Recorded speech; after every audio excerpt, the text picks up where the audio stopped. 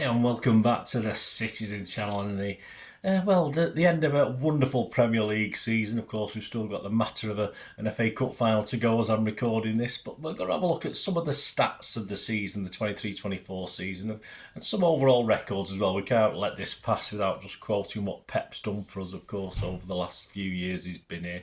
Of course, we became the first men's team in the history of English football to win the top flight title 4 years in a row. That's not bad going, is it? On a run that began in 2020-2021. So I'll look at some of the stats for this memorable season. My thanks to mancity.com. There's some figures off there. Where possible, I've tried to verify and add to things, but of course, if you do spot anything, let me know, because sometimes my mouth doesn't say what my brain's thinking and vice versa. So if you spot anything deliberate, but I spotted a couple of things while I was doing it and I've altered it, but so please accept my apologies if any of the facts are slightly wrong, but I've tried to verify where possible. I'm sure you'll let me know, because I know you like that. So let's have a look at some of the stats, some of the team stats for this season. And we've now got, for this season and other seasons, as I said, there'll be a mix of this year and what's happened in the past. We've now got 10 league titles, of course, in the club's history. Interestingly enough, I've been present at 9 of them, so that's not bad, is it? 9 out of 10, I did all right there. I was too young for the first one, of course. We're back in 1936-37, 87 years ago. Still, little city, no history. It's the 6th time we won the league on the final day of the season. And of course, I was there for all five of the others: 67-68, 11-12, 13-14, 18-19, and 21-22 before this season. And City's 9 straight victories to finish the season. City won 9, was it? We're all singing Edin Dzeko. We'll have to think up something with 9 in a row, won't we? And carry us to this Premier League title. The longest winning run by any side in division this season, 9 wins. So even though Arsenal and Liverpool did tremendously, they didn't match that. The 23 matches since our 6th of December defeat at Aston Villa, when we were absolutely pathetic, is also the longest. Don't forget, this is all Premier League, guys. This is the longest unbeaten run by any team in the league over that period. We've won 19 and drawn 4. Our win against West Ham took us to, of course, a 90-point mark for the 4th time in the Premier League era. And we are the only club to reach that landmark 4 times. Chelsea, Liverpool both doing it on 3 occasions, so well done to them. Remarkably, before Pep arrived in England, the 90-point mark had only been reached on 5 occasions, and one of them came in a 42-game season. What about Fortress Etihad? Well, this is the first season Pep has ever gone a full season without a Premier League defeat. That's very surprising. Of our 19 home league games, we won 14 and drew 5, which is probably doesn't sound that great, does it? But of course it is, collecting a total of 47 points. Our last defeat at home, in fact, in the Premier League was November 2022. So we've gone 30 games so far. Let's hope we keep that up, at least to 49. That'll be nice next season. So we netted 96 goals in total, although it didn't look as though we'd get anywhere near that at one stage, spread across the 38 games. An average of 2.52 per 90 minutes. Some player stats, individual player stats. Of course, Erling Haaland's 27 goals, earned him his 2nd Golden Boot in his first 2 years as a City player. The 5th man to claim the award outright in consecutive seasons, so that's been done before. He's the first City player to win the gong more than once, with Carlos Tevez sharing the prize with Dimitar Berbatov in 2010-11 and Sergio Aguero in 2014-15. 2 hat-tricks this season, so a bit of a low tally for Erling against Fulham and Wolves. Players who have now won the trophy on all 6 occasions that Guardiola has been in charge: Kevin De Bruyne, Ederson, Phil Foden, Bernardo Silva, John Stones and Kyle Walker. And Nathan Ake and Ruben Diaz stand out. Have both won the league in every season they've been at City. That's not bad, is it? Diaz has appeared in 117 games, while Ake appears just 78 Premier League appearances. So way down on Diaz. That surprised me. Rodri has now gone 50 games without defeat in the Premier League. Let's hope that continues.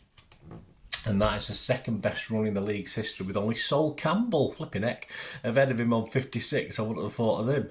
34 of these appearances came in this campaign, 23-24, with the Spaniard missing 3 games through suspension and rested for the other. Yes, he had a good rest this season, then 4 games, didn't he? His last defeat in the league was February 2023, when we went down 1-0. Well, where else but Spurs? We ended that bogey, haven't we?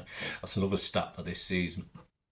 KDB has been the Premier League's most creative player since De Bruyne registering 102 assists in 8 seasons. That's 34 clear of his nearest challenger Mo Salah on 68 and 41 more than old Son at Spurs on 61. Overall, De Bruyne has now 112 assists in the Premier League, the second most of any player in the division's history. We know who's top, don't we? Phil Foden has had his best season at City. He's sat on the bench, hasn't he? According to one pundit or one journal. The Premier League Player of the Season of FWA Player of the Year, scored 19 times in the league and laid on 8 assists. Only 3 players across the whole division scored more than our attacking midfielder. Ederson, of course, is Guardiola's most selective player overall. This is with the trusted in Pep's time, playing 250 of the 314 games that Pep has been in charge. Bernardo Silva is next with 233, and Kevin De Bruyne just behind him on 232. So that really, we're talking about Pep here, aren't we? How about the boss? What's he done? Well, Pep's 6 Premier League titles makes him the second most successful manager in the division's history. He's got a bit to go. I don't think he'll make it, of course, because we know he's nearer the end than the start now, with only Sir Alex. No, I just call him Fergie. Fergie ahead of him on 13. I don't respect the guy. I'm not going to call him Sir. In the top flight titles throughout English football history, Guardiola has now drawn level with George Ramsay and Bob Paisley in second place. Ramsay led Aston Villa in the late 19th and early 20th century, so I don't think there's many Villa fans remember that, while Paisley was Liverpool boss in the 70s and the 80s. I think people of my age remember Bob Paisley anyway. Since arriving in 2016, the team have collected 716 points from his 304 matches. That puts us 59 points ahead of our nearest rivals Liverpool and 149 from our current nearest rivals Arsenal. This trophy is his 17th major honour at City. Let's hope he makes it 18 this weekend as I'm recording this, extending his record as the club's most successful manager ever. Well, way above anybody else. Our manager hit 300 games in the league with the April victory over Nottingham Forest. That was a tight one. In that landmark, he amassed 70 points more than any other Premier League manager ever in his first 300 matches, winning 221 games compared to 189 for Mourinho, moaning Maureen, 188 for Jurgen Klopp, and 183 for Fergie, and 180 for Arsene moaning, whinging Wenger.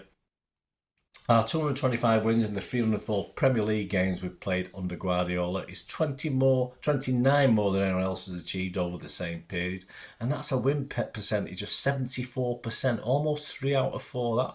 That is impressive. Our average ball possession is 66.79%.